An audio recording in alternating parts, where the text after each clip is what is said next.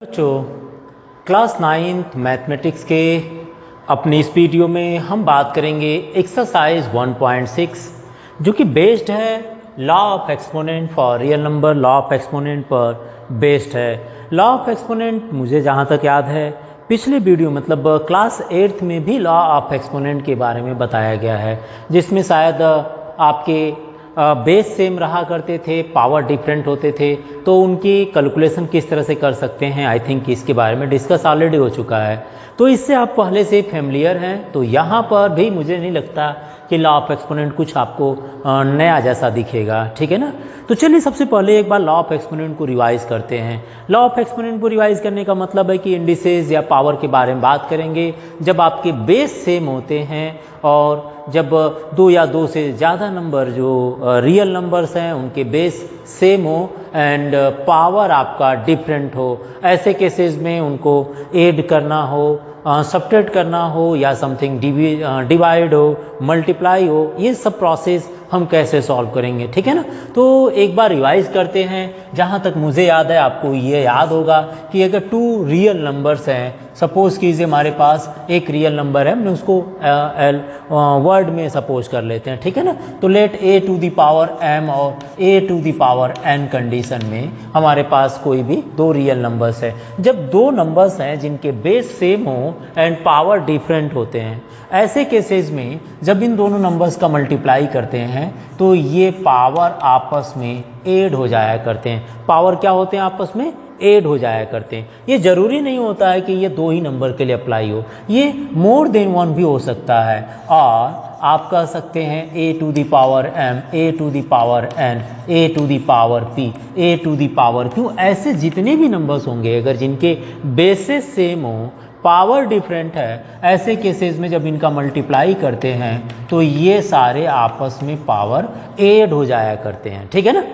For example अगर आप देखना चाहें तो आप देखते चलिए ताकि पूरी तरह से रिवाइज हो जाए और एक्सरसाइज करने में आसानी हो। For example 2 to the power मान लीजिए 3 लिखा हो और इसमें मल्टीप्लाई करना हो 2 टू दी पावर 5 का, तो आप मल्टीप्लाई करने से पहले इसके पावर को आप सॉल्व कर लीजिए कि यहाँ पर मल्टीप्लाई मतलब 2 टू दी पावर 3 को आप एक्सपेंड करेंगे, फिर 2 टू दी पावर 5 को एक्सपेंड करेंगे, फिर दोनों का मल्टीप्लाई करेंगे। उसके पीछा अगर मान लीजिए आंसर को आपको पावर में ही पूछा गया है, बेस 2 के पावर में लिखने के लिए बात किया गया हो, तो यहाँ पर आप इसको डायरेक्टली इस रूल के अकॉर्डिंग लिख सकते हैं। क्या लिख सकते हैं भाई, इसको लिख सकते हैं 2 to the power 3 plus 5 which is equal to 2 to the power 8, 2 to the power 8 आ जाएंगे। ऐसे कैलकुलेशन करने के लिए हम इस फॉर्मूले का यूज कर सकते हैं, ठीक है ना। ये थ्योरम हो गया, ये लॉ है, इस लॉ ऑफ एक्सपोनेंट का ये फॉर्म आप यूज कर सकते हैं। चलिए दूसरा फॉर्मूला देखते हैं।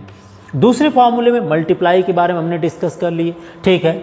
डिवाइड के बारे में बात करते हैं। जैसे A to the power M N upon A to the power N है। जब दो टर्म्स हो, दो रियल नंबर है ना, रियल नंबर का बेस आपके सेम है, पावर डिफरेंट है, ऐसे केसेस में हम इसको लिख सकते हैं A to the power M. जब ये पावर ऊपर जाता है ना, ये पावर न्यूमरेटर फॉर्म में लाएंगे तो यह हो जाएगा A to the power minus N. याद रखिएगा 2 टू दी पावर एम और A to the power M और A to the power N है। तो ये तो आपका न्यूमरेटर फॉर्म में है ही। डिनोमिनेटर को अगर न्यूमरेटर में लाएंगे तो ये माइनस पावर हो जाता है। और यहाँ पर इस रूल को देखें कि दो या दो से ज़्यादा नंबर्स हैं, अगर वो मल्टीप्लाई किए जाएंगे तो पावर आपस में ऐड हो जाते हैं। तो यहाँ पर जब मल्टीप्लाई करेंगे तो पावर आपस में क्या होंगे, ऐड हो जाएंगे, लेकिन साइन माइनस है इसलिए ये दोनों क्या हो जाएंगे, माइनस हो जाएंगे। यह आ जाएगा A to the power M minus N, ठीक है ना। एग्जाम्पल आप लेना चाहें तो आप एग्जाम्पल भी एक यूज कर सकते हैं। जैसे 2 टू दी पावर मान लीजिए 5 है एंड 2 टू दी पावर 3 है। हमें इसको सिंप्लीफाई करना है तो मैं इसको लिख दूंगा 2 टू दी पावर 5 माइनस 3। अगर ये पॉजिटिव है तो ऊपर आकर नेगेटिव हो जाएगा। अगर यहाँ माइनस होता, मान लीजिए माइनस ले लिया मैंने, तो यह यहाँ पर प्लस हो जाएगा, ठीक है ना। याद रखिएगा जब आप इसके प्लेसेस को चेंज करते हैं, डिनोमिनेटर को न्यूमरेटर में लाएं, न्यूमरेटर को डिनोमिनेटर में लिखते हैं, ऐसे केसेस में इसकी साइन चेंज हो जाती है। तो ये आ जाएगा 2 टू दी पावर 8 आ जाएंगे, ठीक है ना। ये दूसरा रूल हमने आपको बताया, दूसरा थ्योरम था, दूसरा फॉर्मूला हो गया।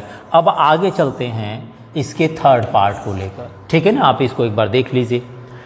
नेक्स्ट हमारे पास बात करते हैं जब basis same power to the power हो, जैसे कि a to the power m and whole to the power n लिखा हो, a to the power m and whole to the power n हो, पावर टू पावर हो, ऐसे cases में ये दोनों पावर आपस में मल्टीप्लाई हो जाया करते हैं। ऐसे केसेस में ये दोनों पावर आपस में मल्टीप्लाई हो जाते हैं। आप एग्जाम्पल को यूज़ कर सकते हैं, कोई भी एग्जाम्पल, ठीक है ना। फॉर एग्जाम्पल हमने ले लिए 2 टू दी पावर 3 ले लीजिए एंड 2 ही बेस हम बार बार ले रहे हैं, चलिए पावर इसके 5 ले लिए, ठीक है ना। तो ऐसे केसेस में 2 टू दी पावर 3 और 5 होल टू दी पावर है, तो ये पावर आपस में मल्टीप्लाई होकर इस तरह से 2 टू दी पावर 15 बन जाएंगे, ठीक है ना। ये तीसरा केसेस मैंने ले लिया।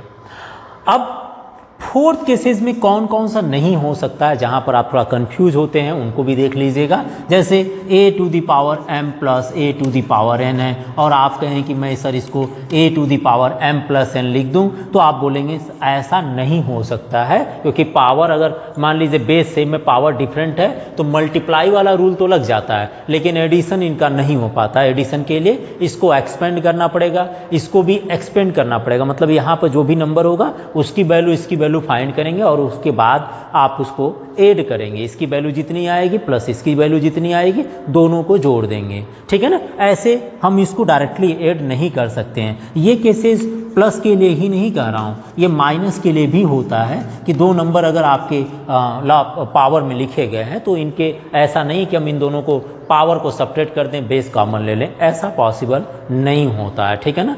लॉ ऑफ एक्सपोनेंट में मैंने कुछ और क्लास 8 में भी डिस्कस किया था, आप चाहें तो एक बार वहाँ पर भी वीडियो देख सकते हैं। किसी भी नंबर की पावर अगर 0 होता है तो उसकी वैल्यू हमेशा 1 रख लेंगे। यह 1 की बात कर रहे हैं, where a is equal to variable है तो कुछ भी हो सकता है, a इज इक्वल टू 1 2 3 4 5 कोई भी नंबर हो, उसकी पावर 0 हो तो उसकी वैल्यू क्या हो जाएगी, 1 हो जाएगी। ये तो सेम बेस की बात डिस्कस किया था, मल्टीप्लाई में, डिवीजन में, पावर टू द पावर तक जो डिस्कशन हुआ था वहाँ पर लॉ ऑफ एक्सपोनेंट में उनके बारे में डिस्कस किया था, जहाँ पर बेस सेम हो, पावर डिफरेंट होते थे।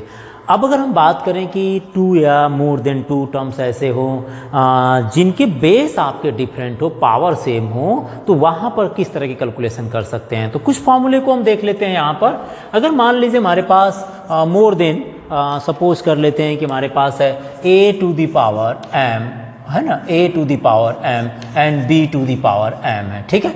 ऐसे केसेस में जहां पर बेस डिफरेंट हो, पावर सेम हो, यहाँ पर लॉ ऑफ एक्सपोनेंट के अकॉर्डिंग हम इनके बेस को मल्टीप्लाई कर देंगे और पावर कॉमन ले लिया जाता है। जहां पर बेस आपके सेम हुआ करते थे, पावर डिफरेंट होते थे, वहां बेस सिंगल लिया जाता था, पावर का कैलकुलेशन करते थे। ऐसे केसेस में जहां पर पावर सेम हो, बेस डिफरेंट हो, तो इसमें बेस आपके मल्टीप्लाई किए जाएंगे, पावर कॉमन हो जाते हैं, ठीक है। आप ये जरूरी नहीं होता कि ये 2 ही टर्म्स के लिए हो, मोर देन 2 टर्म्स भी अगर ऐसा है तो आप अप्लाई कर सकते हैं। मतलब हमने 3 टर्म्स ले लिए, इन तीनों टर्म्स का आपस में मल्टीप्लाई कर पावर आप कॉमन ले सकते हैं, ठीक है।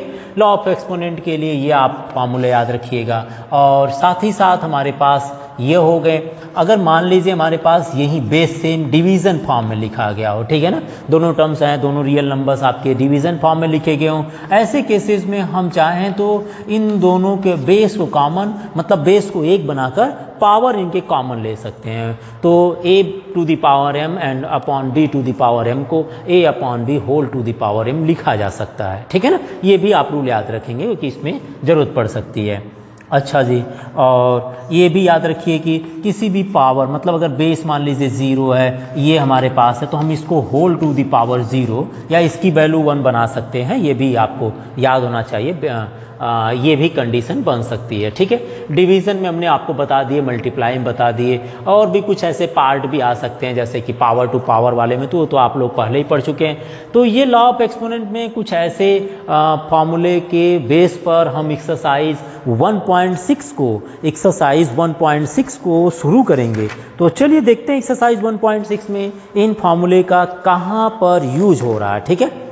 तो मैं इसको रब कर देता हूँ, ये तो कॉमन चीज़ें थी जहाँ पर आप लोग आई थिंक क्लास 8 में आप लोग पढ़े थे, ठीक है। तो चलते हैं एक्सरसाइज 1.6 को लेकर।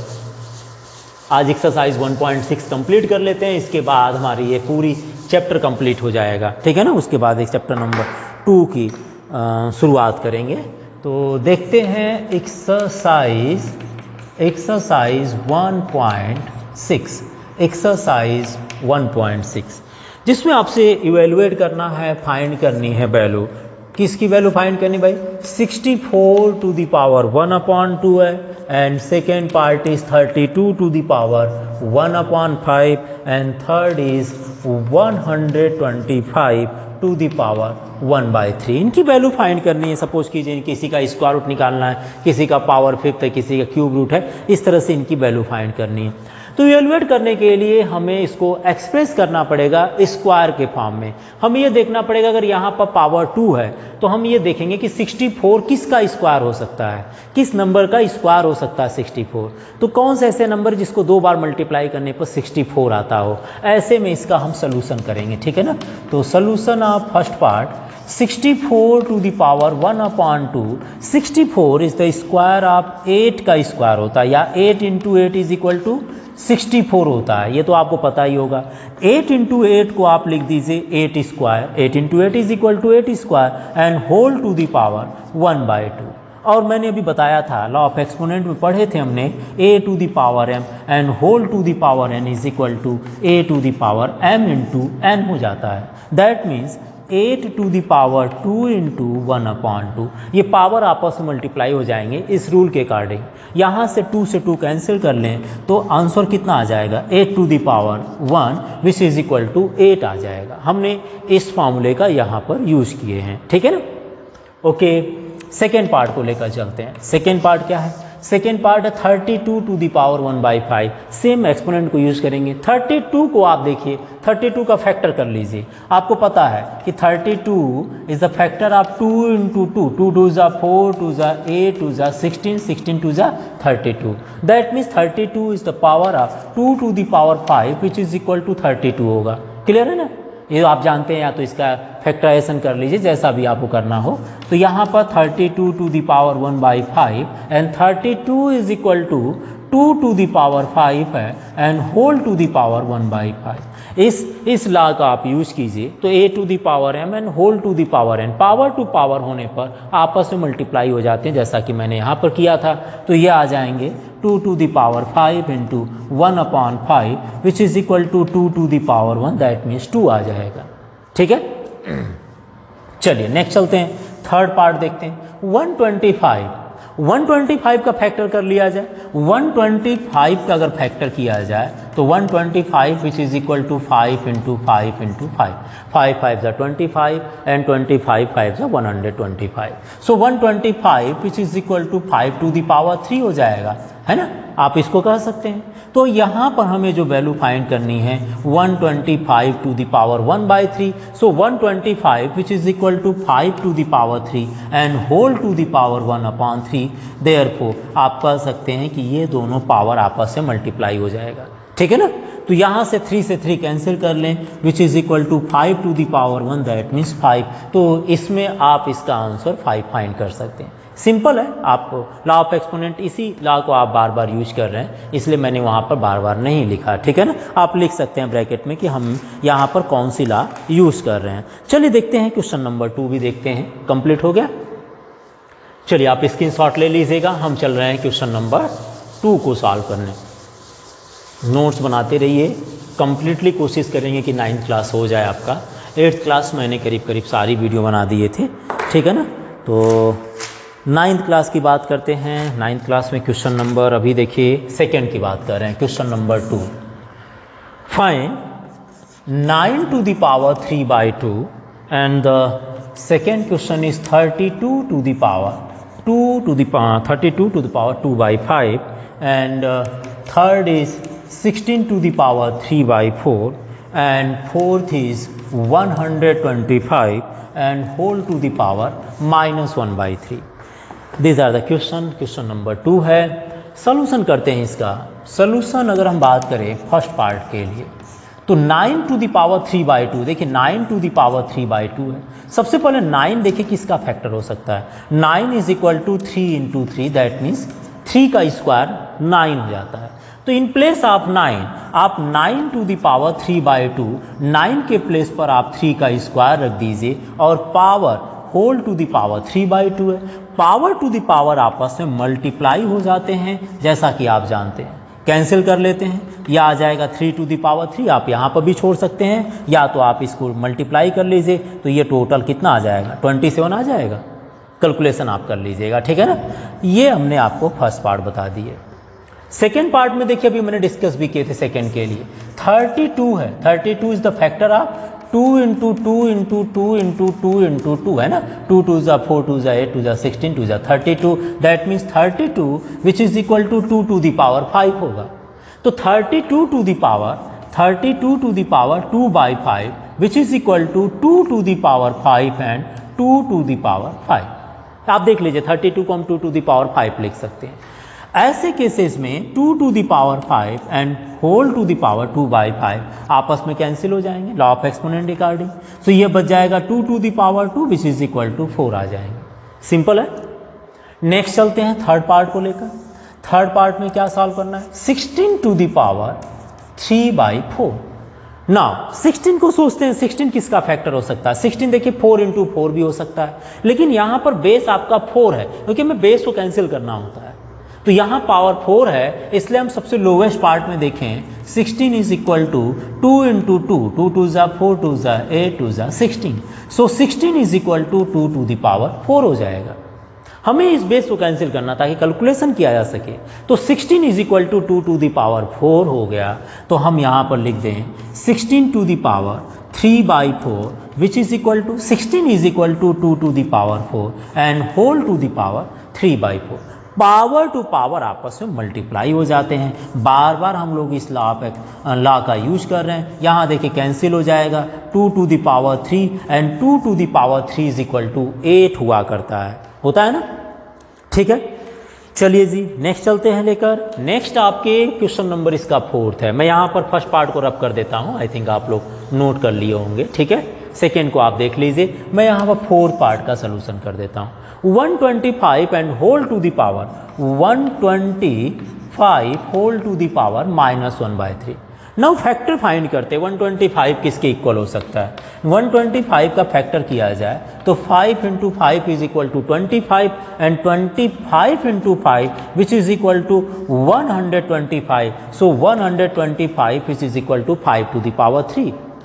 एंड क्वेश्चन में दिया है 125 होल टू द पावर -1/3। तो यहां लिखिएगा 125 whole to the power -1/3 and 125 is equal to 5 to the power 3 and whole to the power -1/3। Whole to the power -1/3, या इसको लिख सकते हैं 5 to the power 3 into -1/3। Cancel कर दीजिए, 5 टू द पावर -1। आपको मैंने बताया था कि हमेशा पॉजिटिव फॉर्म में पावर को लिखा करिए। तो 5 टू द पावर -1 को डिनोमिनेटर में ले जाएंगे तो ये 5 टू द पावर +1 हो जाएगा which is equal to 5, because 5 to the power 1 means 5 हो जाता है। तो हमेशा इसका आंसर जो है पॉजिटिव में लिखा करिए, ठीक है ना। तो ये रहा आपके पास क्वेश्चन नंबर 2 का, हमने 4th पार्ट सॉल्व किए। अब इसके बाद चलते हैं क्वेश्चन नंबर इसके 3rd पार्ट को। मुझे लग रहा है कि आपको समझ में आ रहा है कि आप लोग इससे पहले भी इसको पढ़ भी चुके हैं। तो चलते हैं क्वेश्चन नंबर 3rd को लेकर। रब कर दिया जाए, ओके। आप स्क्रीनशॉट ले लिया करिए, इससे कोई दिक्कत नहीं है। हम चल रहे हैं क्वेश्चन नंबर 3rd के पार्ट्स को सॉल्व करने। देखिए यहाँ पर सिंप्लीफाई करना है question number 3rd and the first part is 2 to the power 2/3 2 to the power 2/3 into 2 to the power 1/5 2 to the power 2/3 and 2 to the power 1/5। इसको simplify करना है। कैलकुलेशन देखिए यहाँ पर एक्सप्रेस नहीं करना है कि बेस को आप एक्सप्रेस कर दीजिए पावर में और वो आपस में कैंसिल हो जाए। यहाँ पर हमें यूज करना, देखिए दोनों के बेस सेम है। लॉ ऑफ एक्सपोनेंट में हमने ये केसेस पढ़ा था, जब बेस सेम हो और पावर डिफरेंट है तो इनके बेसेस आपस में मल्टीप्लाई हो जाते, मतलब पावर आपस में ऐड हो जाते हैं बेस सेम होने के केसेस में। तो यहाँ पर हमारे पास देखिए बेस दोनों का सेम है, दोनों के बेस 2 लिखा है, पावर आपके डिफरेंट है। पावर क्या है, किसी का पावर 2/3 है, किसी का पावर 1/5 है। ऐसे केसेस में जब लॉ ऑफ एक्सपोनेंट अप्लाई करेंगे तो बेस को कॉमन ले लेंगे, पावर को ऐड कर दिया करते हैं, ठीक है ना।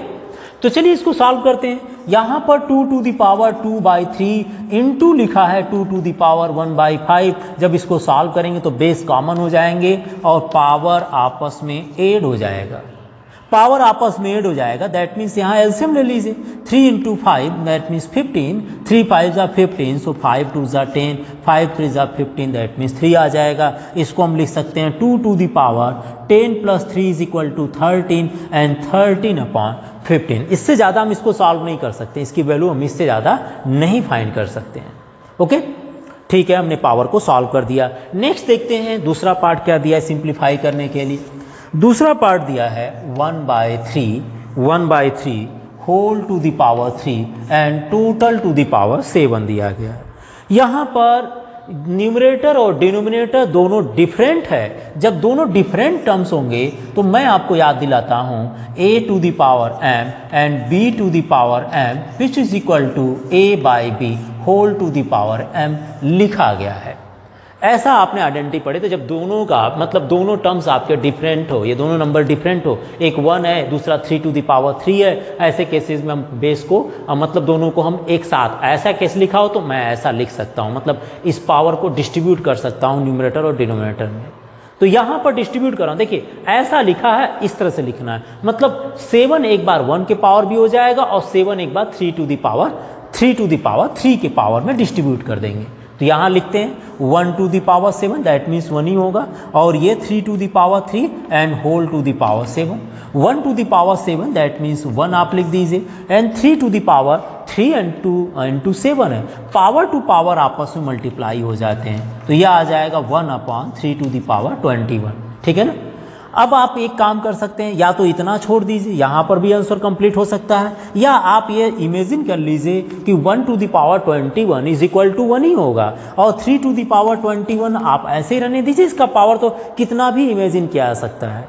तो 1 टू द पावर 21 मान तो सकते हैं ना कि 1 to the power 21 is equal to 1 होगा, ताकि इसको हम से बेस को कॉमन ले लें, पावर को कॉमन ले लें और बेस को इक्वल बना दें। आप ऐसा भी आंसर फाइंड कर सकते हैं, आपका आंसर यहाँ पर भी हो सकता है, जैसा भी आपका आंसर पूछा गया हो। ठीक है ना, मैंने यहाँ पर कैलकुलेट कर दिया क्योंकि पावर को यहाँ पर सॉल्व करना था। देख लीजिए क्वेश्चन को। क्वेश्चन नंबर नेक्स्ट चलते हैं, इसके थर्ड पार्ट को लेकर आपने नोट कर लिए होंगे, मैं दोनों क्वेश्चन रब कर दे रहा हूँ। ठीक है, चलिए लॉ ऑफ एक्सपोनेंट बहुत इजी एक्सरसाइज है, थोड़ा सा इसका हम बाद में यूज करना सीखते हैं, इसीलिए इसको बार बार रिवाइज कर रहा है, दूसरी बार रिवाइज कर रहा है, 8th के क्लास के बाद की बात कर रहे हैं। ठीक है ना।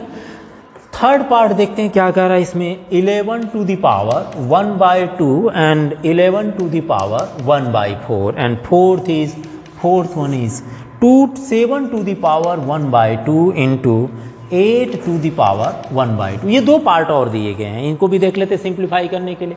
1/2 एंड 1/4 आपको देखना है ये कि 1/2 और 1/4 में बड़ा कौन सा होगा। 1/2 को अगर डिवाइड करेंगे तो 0.5 मिलेगा, और 1/4 क्या होगा 0.25। जाहिर सी बात है 1/2 बड़ा है, तो जाहिर सी बात है जो नंबर बड़ा होता है उसी साइड में दूसरे वाले टर्म्स को ले जाकर माइनस कर देते हैं।